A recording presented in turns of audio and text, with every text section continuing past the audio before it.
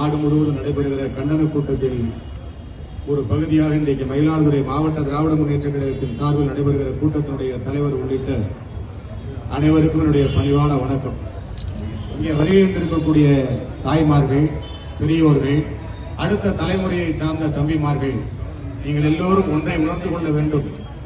நாட்டிலே பல்வேறு பிரச்சனைகள் தொடர்ந்து நடந்து வருகிறது. நம்முடைய கேள்விகளும் கண்டனங்களும் திராவிட முன்னேற்ற கழகத்தின் சார்பில் தொடர்ந்து வைத்து வருகிறோம்.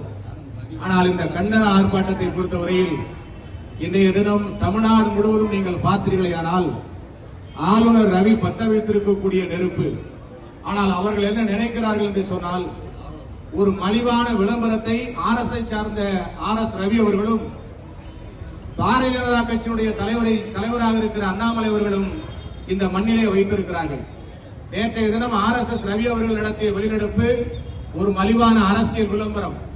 அதே போல் அண்ணன் விஜயபாலன் சொன்னதை போல அண்ணாமலை அவர்கள் செய்து கொண்ட அந்த செயல், சாட்டையால் அடித்துக் கொண்ட செயல் ஒரு மலிவான விளம்பரம். இது ரெண்டை தவிர அதில் எந்த விதமான சித்தாந்தமும் இல்லை என்பதை இன்றைக்கு நாடு முழுவதும் நடைபெறுகிற ஆர்ப்பாட்டம் மிகப்பெரிய சாட்சியாக எதிர்காலத்திலே அமைய இருக்கிறது. காரணம், ஆர்ப்பாட்டம் என்று சொன்னால் தபால் நிலையத்திற்கு முன்னாலே நடைபெறும் என்ற அறிவிப்பு வரும். நாங்கள் 10 மணி 10:30 மணிக்கெல்லாம் வரலாம், 11 மணிக்கு ஆரம்பிக்கலாம் என்று எண்ணி இருந்த இந்த ஆர்ப்பாட்டம் 10 மணியிலிருந்து இந்த பகுதி நிரம்பி வழிகிறது என்று தோழர்கள் தகவல் சொல்கிறார்கள் என்று சொன்னால், RSS ரவி எதை தொட்டிருக்கிறார் என்பதை இந்த நாட்டிலே இருக்கக்கூடிய நடுநிலையாளர்கள், நன்றி உணர்ச்சி உள்ளவர்கள் எண்ணி பார்க்க வேண்டும். RSS ரவியினுடைய கண்டனம் என்ன? தேசிய கீதம் அவமானப்படுத்தப்படுகிறது என்று சொல்கிறார். நான் ஒன்றை சொல்லிக் கொள்ள விரும்புகிறேன்.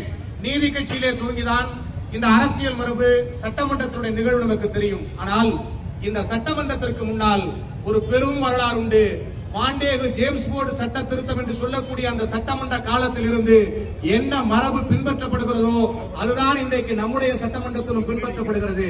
நீ வருகிறாய், அவையினுடைய முன்னவர், அவையில் இருக்கக்கூடிய தலைவர் எழுந்து நின்று வரவேற்கிறார்கள். கீழே சிவப்பு கம்பளம் விரிக்கப்பட்டிருக்கிறது. முறையாக உன்னை அழைத்து வருகிறார்கள். நீ தமிழ்நாடு அரசாங்கம் கொடுத்திருக்கக்கூடிய பாலிசி நோட் என்று சொல்லக்கூடிய கொள்கை குறிப்பை நீ ஒப்புதல் கொடுத்திருக்கிறாய். நீ கொடுத்திருக்கிற ஒப்புதலை நீ இங்கே வந்து வாசிக்க வேண்டும் என்பது மரபு. இதைத்தான் பாண்டிச்சேரியில் நடைபெறுகிறது. தமிழ்நாட்டில்